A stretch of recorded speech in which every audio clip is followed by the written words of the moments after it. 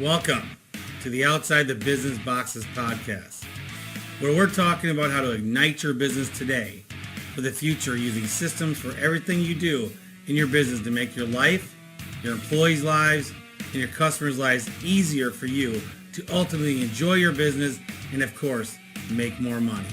I'm your host, Chad Murray.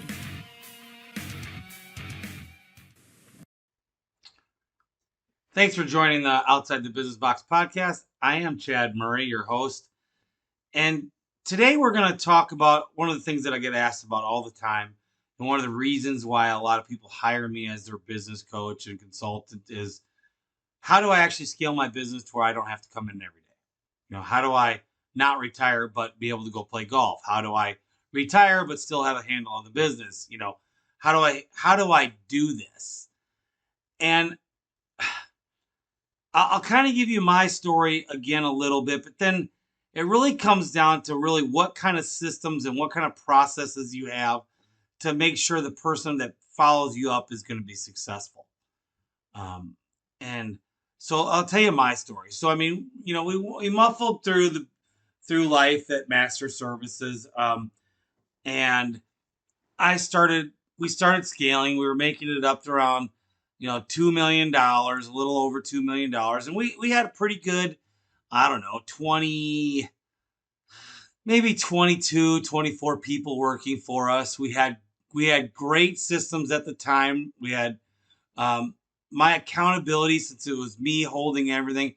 Didn't have a lot of SOPs. I didn't have a real good handbook. I had one, but it was like 10 pages versus my handbook now is like 65 pages, and it has all the SOPs of clock in, clock out, accountability things. All that is in my handbook, which you should have a handbook that goes through all these simple SOPs. And at least it shows you the accountability. And then a lot of your SOPs are actually just your culture of what you will and will not put up with and what you'll do. If it does, you can write that down, or everyone just knows. We don't have much of a disciplinarian policy at Masters because we've been driven so hard on just do your job. And if you don't do your job, you're not going to be around here or very long. And that may sound mean or hard ass, but that's the way I come from the military. That's what I always did. And John and Brian have carried that on. And we just don't put up with shenanigans. And so, there's some people out there, Mark Stoner, he talks about his accountability thing because he had a problem with trying to get everybody to do things. I never had that problem. I've never had that problem because I've never had a hard time having, a rough conversation with somebody about, hey, we're not going to deal with that. And I've always had that instinct of, when I was growing my business, I'll just fire you and go do it myself and find someone else to do it. While I'm doing your job, I will train someone in your position while I'm doing it. And I'll pack other people so I can have a lighter schedule so I can still run my company. And that's how I got to that point. So the one thing, when you're first building your business, if you're like at 500,000 to $1.5 million, you can't be scared to come off the road and do the work for the people if you fire them. And they need to all know that. When they know that, you just don't have an accountability problem. I never did, because they knew all my other employees had seen me fire someone, or they were in place of someone that I fired that I trained, and they were learning the other person's job. So they knew that, hey, this guy's not going to put up with this. So I didn't have lates. I didn't have this. Now we had other issues, we had paperwork issues, like not putting photos on. I don't know why. It was back when we first got, iPads, 10, 11, 12 years ago, when I made that investment. It was funny trying to get everybody just to take a picture. Of the after, take a picture of their house, and they showed up because they would timestamp it. But we got through it, and now it's just the easy culture. Everyone does it, and we don't have a lot of problem with that. But so you're sitting here at, probably under the 2 million mark. Like, how do I get there? What do I need to do to where I can start considering on walking away, or at least a lot less time so the business can run itself? And that's the key. can the business run itself with you just overviewing it? And when you can get there because all your systems are self-sustainable, that's your answer. Are you going to do that at 1 million, or you can't do it till 3 million? Are you so anal that it has to be 5 million, or maybe you're never going to get there because you just can't let go? Well, I mean, that's part of it. You have to learn that this trust the system. You don't have to trust the person. You do, but you got to trust your system works before you can trust a person to work it. Once you know your system's right and do it.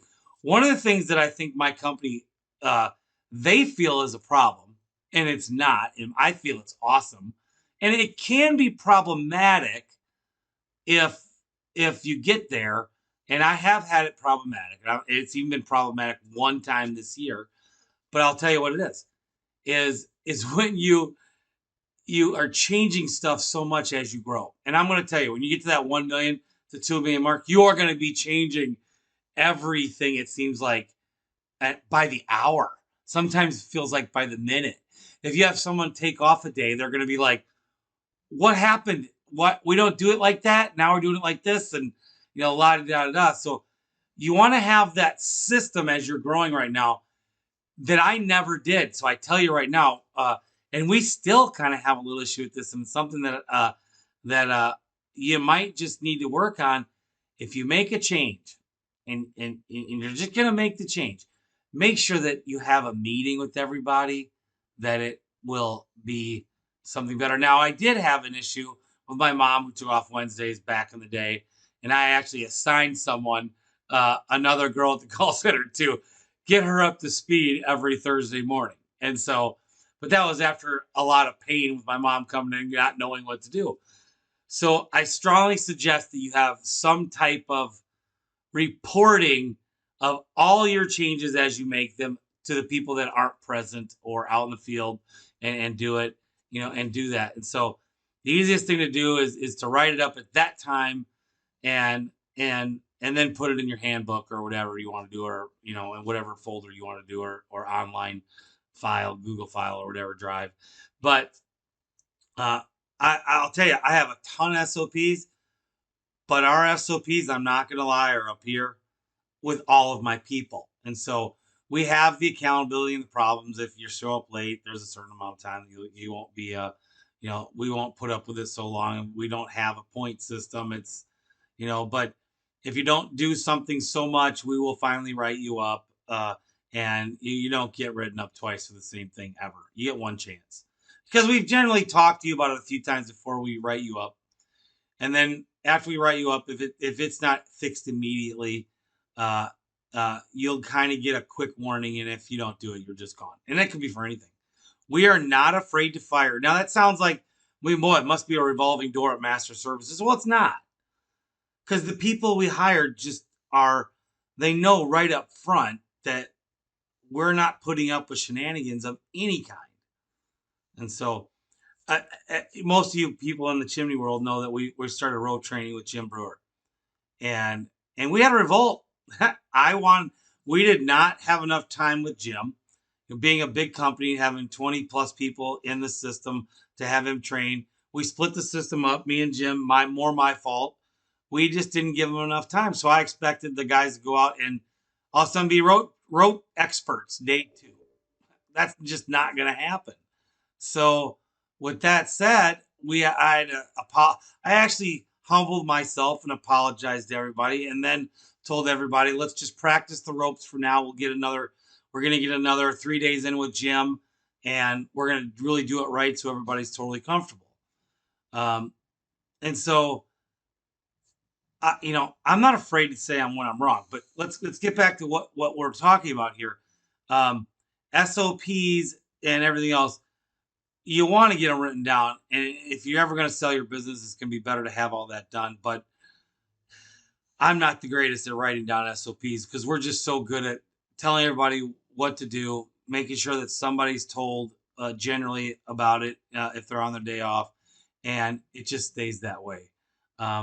The call center has some issues at times because we might change some stuff, and we've got to keep everybody up to speed and get it out to everybody. And so, because they're kind of the henchmen of making everything happen the way we want it done now. And sometimes it's hard with one of those girls are out, and we've got to now tell them, oh no, we've changed maybe a price. Maybe now we're charging $249 for a chimney inspection instead of $199. And they might have sold 3 or 4 of them, but we let it go. But we let them know. Okay, so how do you do it? So I'm just going to kind of go through some systems / processes that we do that you should have in place at the time that you're going to consider even look to get your business to where it's on its own. Then you consider someone coming in, whether it be promoting someone or finding someone outside the company to run the company for you. So let me talk to you about. Obviously, you need a CRM estimating system online.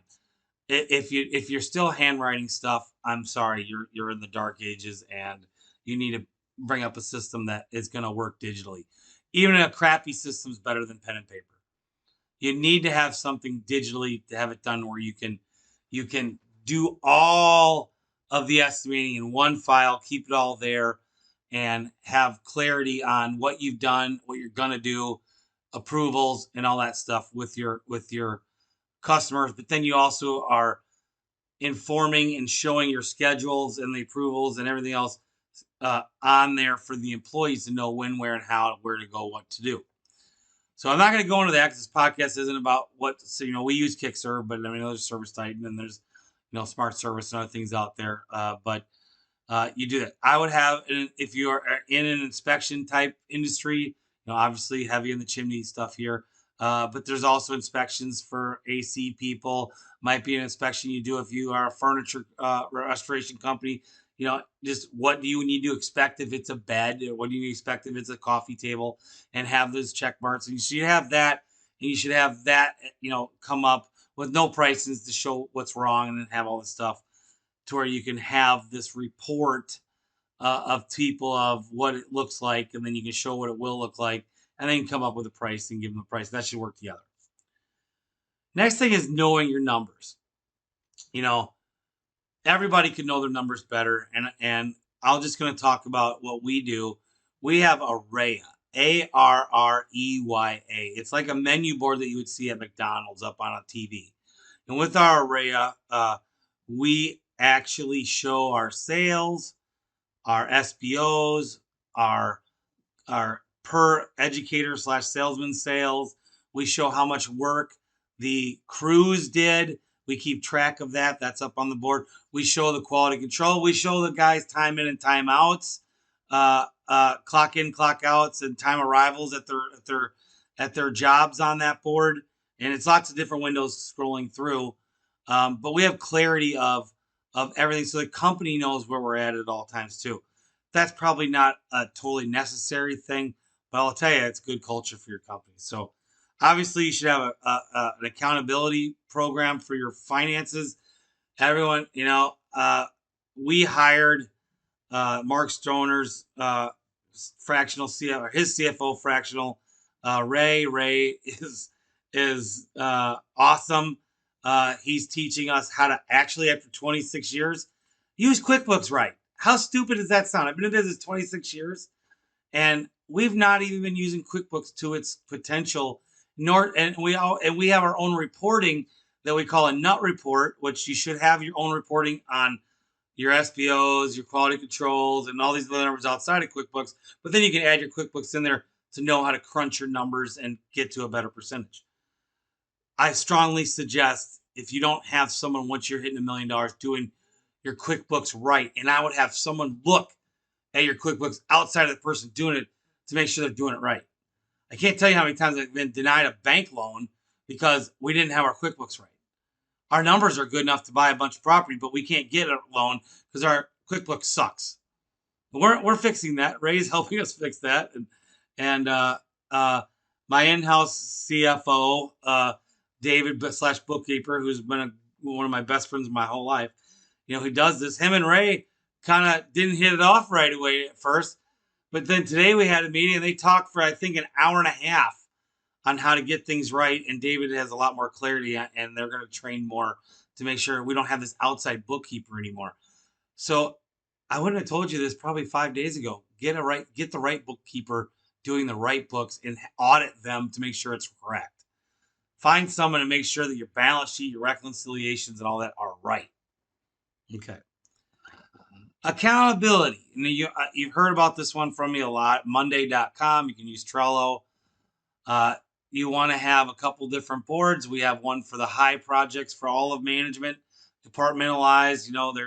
There's big management stuff. There's social media. There's shop. There's call center. There's sales, and all these are all about the big ideas for those departments. And then on another board, you have everybody individually. So you might just put an idea up on the management board that, hey, what about doing this? And what does everybody think about this in the management team? And then they can all comment and and it's its own like little social media of your own company that you can put notes, you can talk back and forth, put deadlines, start dates, and you really can have this vision board and also an accountability board. We're gonna do this as a team. I want it to start today. I want it done in 90 days. And then they have to keep writing on it who's working it. And if I see it's not being worked in about 2 weeks, I change the board to a flashing, what the heck's going on? Why aren't we looking at this? And then I put a note on there, hey, why is nobody checking this out? And it's really funny how things start getting done when I do that, but they do. So Monday's not that expensive, but you're also holding everybody accountable. So also when you do have changes in your company, you can write to the call center, we changed this, and they put it on there. Then people can go look. The manager, if they were off, sick or whatever, or maybe off just for a week or whatever, they can see everything, make sure it's being done properly. Scripting, I use Stonely. I used to use Zingtree. You've seen all my videos on it's. I use Zingtree. We switched to Stonely, much cheaper and actually a better platform. And I've scripted out my call center. I've got my call times from 8 minutes down to 4. We schedule more appointments. It's easier. They know what to say. They say exactly what I want to say. Now the field knows what the call center is saying. Blah blah blah. Now I'm also building a script for the opportunities for our estimates and to show people how to do sales. And it'll be out there to where it's exactly how to go through a sale and all the objections, how to ask objections and their answers, and it just keeps zipping all the way through. I'll also have that was called the anatomy of an opportunity, anatomy of a job, what the guys do when they show up to a job, blah blah blah. I have that in paragraph form, but I'm putting it in the Stonely so everybody can practice it on the way to work if they're riding shotgun, or in their training. If they're at home learning to be an educator and trying to get certified, they can go through and start practicing all the objections, how to talk about why we buy our full amount of chimney caps. What does Crown Coat really do? Why do I need thermalcrete relining, or why do I need a steel liner, or what is it going to do for us? Why do you do a lintel packing?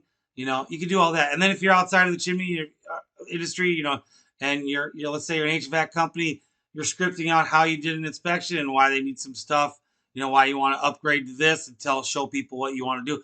All that's in there. You can script it out. And then now the call center now also knows what they're saying out there. And now everybody's on board.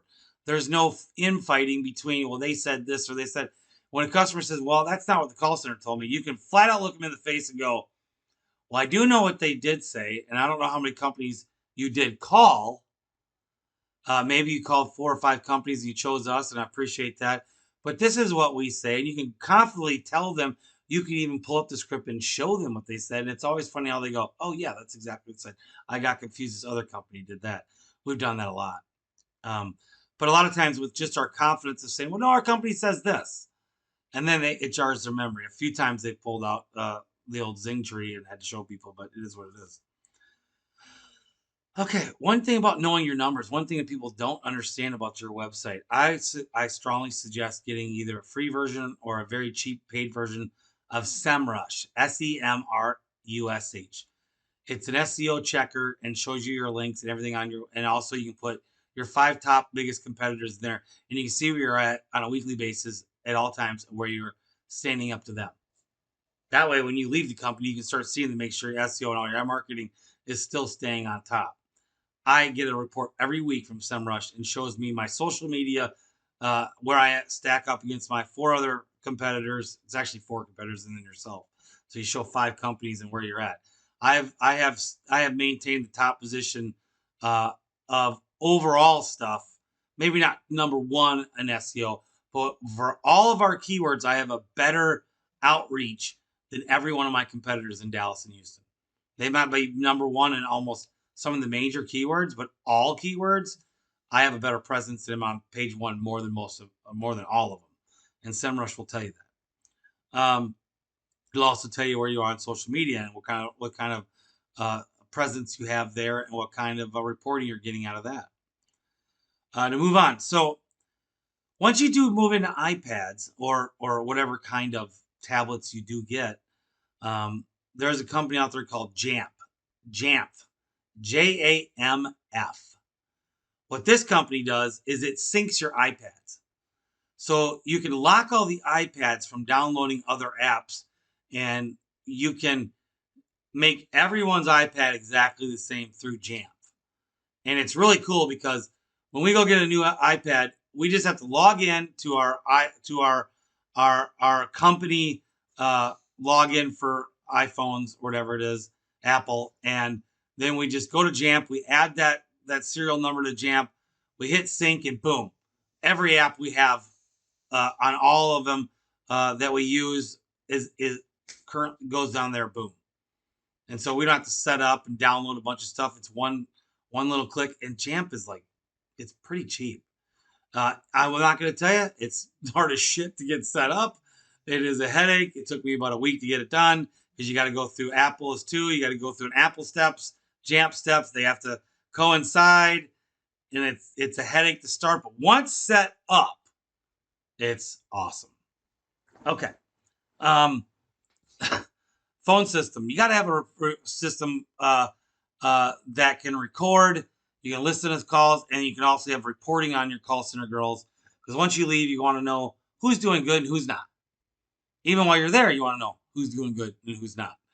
And you want to be able to hear their tones. You want to be able to report on them. I mean, I actually called one of my clients. I'm not going to call them out. They actually had their social media girl call me and asked me how to blog yesterday. And I know how to blog, an expert blog and all that kind of stuff. And so called them up. The call center answered, blah, blah, blah. Jimmy Company, can I help you? And I'm like, oh, brother, that does not sound good. Yeah, I'd like to speak to so-and-so, about it. Hold. And I'm like, okay. That was really bad. There was no fun in wanting me, if I didn't know her, or if I was a client, and if she talks to me like that, oh my God, it's terrible. And it'd be nice to be able to, you should be able to listen to who's answering the phone and find out if they're saying everything from your scripting, whether it's on paper, you go do the hard work and build Stonely up, which I strongly suggest. And I can send you the Stonely. I can send you actually a link to my Stonely if you want, and you can copy it on yourself in your own deal and correct it in your words and change it a little bit, but it's already all there. Easy for you to set up. But I do strongly suggest that you get a good call system that'll show call times, reporting on how long they've been there, how many call outs, who's answering the phone the most, who's on the phone, on a graph the most for the week. I mean, if you have 3 people in the call center and you find out you've got one doing all the work, what the hell are the other 2 people doing? Why are you even paying for them? You'll find out some hard things. You start tracking your call center stuff.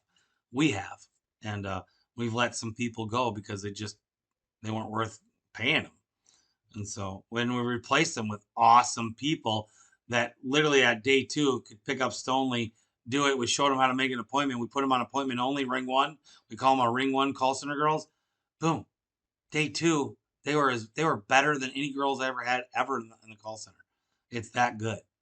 And they're happy and they're good. It's easy and it's working awesome. All right. So that's your phone system, recording and reports. Not a system, but a strong suggestion.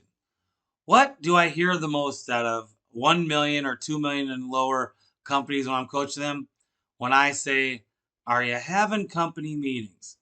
And the first thing I hear all the time is no. Next thing they say is, "I don't have time." Well, I'm going to call you out on that. That's not true. You do have time. Everybody can come to work early 1 hour and you can talk to them once a week. Some companies, bigger companies, have meetings every day. We have 4 company meetings a week.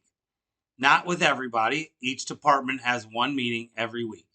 So the sales guys, our educators have a call meeting. They actually have theirs in the evening on Zoom. All of our techs, they come in the morning on Wednesdays, I believe. John and Brian do a Zoom call between the cities, between Houston, Oklahoma City, and Dallas, Fort Worth. But everyone's in person at the office, and we just have all the everybody in line on the same meeting, seeing each other, everybody else, and we go through the good, the bad, and the ugly. And so we just, we praise the people. We see what we can get better on, and we talk about it. And we do that every single week. There's never a shortage of what to talk about. I don't care if you have one guy and you don't sit down and talk to him once a week about what you guys are doing. I'm going to tell you right now, just saying, well, I talk to him all the time. We're in the truck together. Well, that's okay. That's not it. Especially when you start getting 4 or 5 guys, you're not going to have them all in the truck. You got to have that meeting. Must have meetings. Otherwise, you're not all going to be on the same page. Okay. Drip campaign. You got to have a drip campaign set up. We've had a really crappy one for years. We have a more robust one now. We use Active Campaign. I think there's one in the industry. I don't know the name of it. A lot of people use. If someone doesn't buy, they get dripped out emails to try to help you. And hopefully you don't even have to do callbacks because the drip email is working. But your guys should also have a callback system. Whether you have the call center do it or them, doesn't matter. You should have that set up. Manuela is my handbook online. We also have it to where it shows our org chart, shows our employee profiles that we use Lucid, Spark, and Lucid. It's all one account, but you do have to activate one or the other. It costs a little bit to do the second one, but it shows you all these like templates of how to do a company or a personal profile, and they put their picture in, and it gives you all these suggestions. The training they should do, and we have just started that, and it's in the works. But that would also go in our employee handbook, Manuela, our online one. That's more like our not our starting SOP and all the company policies and the OSHA stuff and all that we have in the beginning when you get hired. This is like all of the employee trainings lined out, the positions, the job descriptions, all that's in there. We don't have all of that in our handbook. We do have it in our Manuela, which is our hand online deal. So it does have a lot of SOPs in there. I'm not as good as I'd like to be on that, but we do. And so I said Lucid. So Lucid, there's Manuela. That's your online company handbook or company manual, whatever you want to do. And then you have Lucid. Lucid is online, and it's LUCID. All these templates for flow charts, employee stuff you can do, and you can just take the template, build them, copy them, and then keep them stored, and then post them to everybody else, and work on them through that. Really cool little deal you use. We use Flock, F like a bird, flock of birds. Flock. That's our company conversation app. You can talk to just a team. It's like our texting app. You can talk to everybody. You can talk to just the management. You can talk to just the salespeople, or whatever. That's what we use. There's a million of them out there. We don't use really so much text. We use Flock. Flock is loaded on every iPad. So if we flock to anyone in that department, they're getting it on their iPad. And then I talked about job descriptions. You should have that. And then SOPs, clock in, clock out stuff, discipline, SOPs, whatever. Talked about Arraya. That's our, know your numbers. A hiring and training system. So that's two different things, but we'll talk about the hiring. You got to have a hiring process because after you leave, you're going to have to teach your management how to do it. And hopefully you have someone doing it for you before you left. I strongly suggest that whoever you have do it is definitely a trusted person, not going anywhere, that believes in the company, but you got to give them a system. What's the system? How do you take an ad out? How do you do an interview? How do you do a second interview? How do you do a Zoom call interview? What are your questions you want to ask? What's the outline of an interview?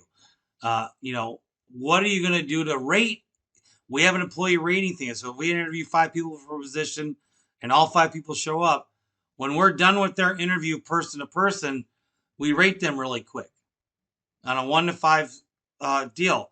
And we're hard on it too. So we even go to points, so like 4.1 or 3.2, or this guy's a 0. I've had that, but he might be a 5 and something else. And so we have this. We come up with a number between 0 and 5, but it could be 4.7, or this guy's a 4.8, and we then have learned who we like the best. Then we do a second interview with somebody else in the company to get a feel. And I will tell you this, I said this on another podcast. I would have a woman. If you're a man, I'd have a woman. If you're a woman, I'd have a man. I would definitely have both genders in your company interview someone, or at least sit in on an interview, so that they get a feel for who these people are too. Because I'm telling you, there's a women's intuition in a creepy is better. And I have apparently hired some creepy people that my wife would meet them after I hired them and go, "Why the hell did you hire that guy? He's creepy." I've heard that 10 times in my life, and I've probably heard it more than that, not from my wife, from other people who I would hire. But I like the system of letting both genders in your company get a feel for someone new to see what they really think. So all these systems and all these little things are really what you're trying to do to get set up. And so you want to have the system of hiring. You want to have the system of training them. The training side of it is the next part. I forgot. We got to go back to training. So with training, now you need a system that's robust and gets them trained and out in the field. Now, I am talking to the chimney world now. And I'll probably get in trouble for saying this, but I don't give a shit. You don't have to have someone inspecting a chimney that up at first is completely certified. That's just hogwash. Our goal is to get everybody certified, no doubt. Absolutely 100%. But let's face it, if you're at a million, you got 3 guys, you have 4 crews, and one guy gets sick and another guy falls off a roof, you're down to 2 people and your crews are all doing the work that they sell. What the hell are you going to do? You got payroll. You got 2 people are out. How are you going to you're going to go find someone and get them certified real quick and train them how to sell? Hell no, you're not. It ain't going to happen. So I'm saying is actually techs are fairly easy to train. Once you've got good techs, you throw people on there and they start learning osmosis and getting out there doing the job. But then you also have a system. If you're in the chimney world, Surefire and all those other things, maybe you do your own in-house training classes and certifications on how to mix mortar, install a cap, whatever, lay bricks, blah, blah, blah, right? But to go out, if you use an inspection form that's correct and right, you show them how to make the estimate, okay, let them go out and do it. You've trained them. You're not just doing this day one. You train them how to do it all, how to identify everything. And then they must FaceTime you to show you on the digital stuff. You'll see what they've done. You see their estimate. You see their inspection. You see everything they did. And then you go through and you sell it to them so that they hear you selling it to them, even though they've done it probably 50 times to 100 times with you already. And then they go in and do it. And then after a while, when you feel like you've said it enough to them because they're probably already there, but you still do it for a month after that. And then you start having them sell you. But you're looking at every job as it's coming in. And believe it or not, one guy, the owner of the company, if you have less than $1 million, even less than $2 million company, can do that in 5 minutes with every single job coming in from everyone selling for them. Now, it would be hard for my company to do that for everybody now, but the guys in training, yes. So you're still going to go get them certified. You're still going to say that, a certified guy looked at the estimates and did all that. You're not going to advertise that you're a certified company because we're not allowed to do that. And you don't do that. You say that, whoever certified your business and that someone will still look at your jobs that's certified and you're going to have the guys in training to get them certified. But I'm saying at the level you're at where you can't afford to have a 6-month, a 12-month training process, you need people in the seats in those butts in those seats now. So how do you do now? Well, you sure as hell don't put someone in a 12-month training program and pray that person at that time can now then sell when you need 3 people tomorrow, right? So I'm giving you a path to how you can get your sales done. Now the work, that's a little different story. You do got to make sure the work's right, but if you've made it to $1 million, you've probably got 3 to 4 guys that know how to do it. So what do? You take those guys and you give them extra people so it's easier for them to learn everything they do. And let's face it, come on, it does not take to do a mortar crown cap, waterproofing, flash seal, a little tuck pointing on the inside, a lintel packing, a chimney sweep. It does not take 6 months to learn how to do that proficiently. I could train a monkey to do half the work we do in a week and make it good. Now, I can train anybody to waterproof a chimney. I can train anybody to mix mortar on the ground for me. I can train anybody, seriously, to set up the tarps and bring the vacuum in 1-2 days. Easy. I can train anybody to set a ladder up for me and tie it off right. I can train anybody, seriously, to strip a cap of it, stripping, and then help me carry it up or get it up there and help me install and anchor it. I can do all of that in a week or 2. And then you give them the time to do it. It's not that difficult. Now, I'm not talking about, installing a lot of these other products. That does take time. You got to know your clearances. You got to make sure piping's right, but that's what you're there for. Now, I am not saying, I want to be very clear here. Everyone in this industry, still in the chimney industry, needs to get certified. I'm on the path to getting my guys certified. They all need to be certified. Yes. But I'm sorry, if you're a company that is growing, you don't have a budget to go 6 months of training. You just don't. I'm giving you, and maybe everyone hates me for this and all these other organizations, but reality is, if you're $1 million company, you're a $400,000 company, you're a $700,000 company, you don't have the training budget to put someone into 6-month training. That's bullshit. Not going to happen. Now, what do you got to do to make it right? You got to make sure you have your scripting down for them. You got to school them on scripting. You got to make sure that their inspection is correct every single time. You got to train them how to write it up correctly. You got to train them how to talk to the clients. You can do it in a month. You can do it in 3 weeks. And the right guy, you can do it in a week. Now, that's a hard one. I know that's controversial. I have done it. And typically that didn't work out, but it did. But hey, when the shit hit the fan, sometimes I had to get out there and get people doing it, and I would always see the work no matter what. Now, is that your full-time process? Probably not. But I'm giving you the okay to do it this way, as long as you are going to set a training path to get everybody more knowledge, get them certified, and you see all their stuff. If you Wild West it, you're going to get in trouble. But if you invest in your people at the time and they're making money, those training budget dollars and training time will come, and you got to commit to it. So I know that seems controversial for a lot of people. And like, how am I going to scale this business and get everybody certified? Well, let's face it. I went my first 10 years without being certified, and I did just fine. Would I hire me now? No. I would not hire me back then if I knew what I knew then. If I knew what I knew then to hire me, I would not hire me. You know what I'm saying? But I had integrity and I did the best job I could. And I just think a lot of you fledgling companies, even if you're a 20-year company and you're trying to scale and you're doing this, you got to have a solution. And the solution isn't just to get everybody certified. Because let's face it, I don't know of any certification that teaches me how to do a lintel packing. I don't know of a certification that actually shows me how to install a damper. I mean, we're talking about that. We're talking about, yes. Now, you're certified. If you own the company, you're more than likely certified.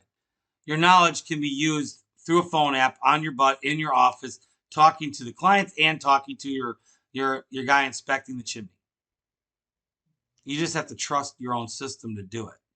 And your system is definitely get them more education and let them go through it as they're seeing it through, you're seeing it through their eyes, and then you help them get certified. Now they have the credibility you do. They're always still going to call you, but you're going to learn to teach them not to call you as much. And then that will occur. And then now, as you've built in your company, you solve these profit holes, then you can now really start looking at, okay, well, I've got a training system. I can now expand upon my training system. And now I have guys making me money. So I'm going to add another guy. This guy, I can put him here for 6 months and train him for 6 months. And he'll come out better than everybody else. And so I'm definitely saying you can definitely get to the point where you're really putting people in the ideal scenario to set them up for wins. But let's face it, we're business people. And if the shit hits the fan, you need to replace them. So, and here's my point. After you leave, your company needs to know, your management team needs to know when the shit hits the fan, you're gonna have to GSD it, get shit done, Darren Bebo. And if you don't GSD it, what are you gonna do? You're just gonna sit there and go, well, my standards say I need to get everybody certified. Well, as I'm losing money and going out of business, maybe somebody could go do an inspection while I look at it after it's done before he presents it to the client. Because otherwise I'm going out of business. So yeah. Point of the whole podcast is, everybody, there's a lot of things to set up just to even get to the possibility of running your business smoothly. That's it. There are probably some things I missed. That's the stuff I could think. I spent a day thinking of what we have and what we do and what is important to know what you should do when you start considering on leaving your company. And a lot of these things must be set up to make your team successful. Let's face it, the actual work, you know how to do. How to train the people, you know how to do. But how do you make them accountable? Monday.com. How do you make them culturally accountable? Well, that's SOPs in your own culture. And some of it's not written down, some of it is. How do you train them? Well, you use things like Stonely. You use things like org charts, job descriptions that will maybe show SOPs that show some different things of how you would do it. How do you set people up when they first start? Using Jamf, put that on the iPads. How do you set up a truck? That's on Surefire. You can look at how to set up a truck. All these different things you don't think about. You're gonna have to make sure the next guy does, and hopefully the guy that's gonna run your company, this guy is really gonna be already part of your company to know most of this stuff himself. So there's a flip side to this. So at what point do you go out and not hire someone that has been in your business to run your company? Do you have to do that? We're in the middle of finding a COO. We've found a company that, again, Mark Stoner helped me out and told me to use these people, how he found his guy, Kent. And so I'm going through the process with the same company to find us a COO to work as pretty much an equal to my general manager and to figure out how to scale from 5 million to 20 million. And so I don't know how to do that. I can help you get to 5 million, but by the time anyone else gets to 5 million, I'll already be a 10 to $15 million company, and I can help you with that. But what do? Do you go find someone in your business to run your business, or do you go find somebody outside your business that may have experience to grow your business and run your business better than maybe you? It's a good question. I don't know how to answer that, because what I did was I promoted my best guy. It worked out for me. I know other people that did not work out for them. Most of the time, it actually I found out doesn't work for them. So the question is where do you go? How do you find that guy to run your business? Well, if your systems are all good, you can promote somebody, but then you're leaving a position that they were good at to go into there. But if you want to find somebody, if your systems are all there and people are managements of their departments, someone to wrangle it all together and teach you how to scale to the 5 and then to the 10 million is probably somebody maybe outside your company. I mean, I know this. I paid John a lot more money than I did when I first started, and he got us he with my help, but mainly him and his crew, they got us from the 2.3 million, up to 4.6 million, and with my help. But he did that over 4 or 5 years, and we've been actually stuck for 3 or 4 years at the 4 million ish mark. Well, we needed to find someone that's smarter than me. Why would you hire? I mean, think about this. Are you going to hire someone that is exactly you, who knows only what you know? Are they ever going to excel your company to be better than what you want your company to be? Probably not. It'll all just stay right where you're at. And me and John, we recognize that. We recognize we need to go find somebody smarter than us who's actually scaled the business from 4 to 5 up to $20 million or 10 million or whatever. I don't know what I don't know, right? Do you know what you don't know? I can get to 5 million. I already proved that. But I'm having a dickens of a time trying to get to 6 or maintain 5. And so you have to start looking at this stuff of, okay, well, what do I do? Well, you go find, you know, uh, people that are better than you that you're probably going to be uncomfortable paying more than what you can afford, but they're going to pay for themselves pretty quick.